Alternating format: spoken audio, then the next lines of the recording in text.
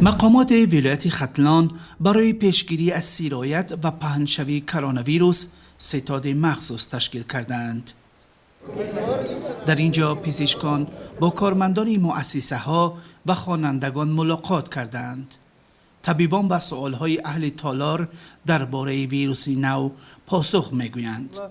کارهای دزینفکسیونی امروز باید در سطح ضروری به راه مانده شود از طرف اداره‌های دزینفکسیونی و نظارات از طرف مرکزهای نظارت دولتی سانیتری اپیدمیولوژی. ظریف ماه قادر و هم از جلسه مخصوصی که برای پیشگیری کرونا ویروس بود با اطلاعی بیشتر بیرون شد. نمی دستات با خلار بشوی، با صابون بشوی.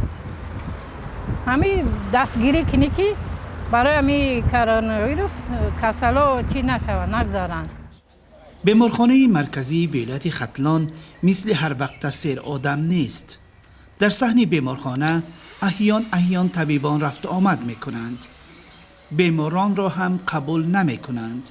در اینجا تنها 403 نفر که بیشتری آنها مهاجرانی از روسیه برگشتند کرانتین شدند.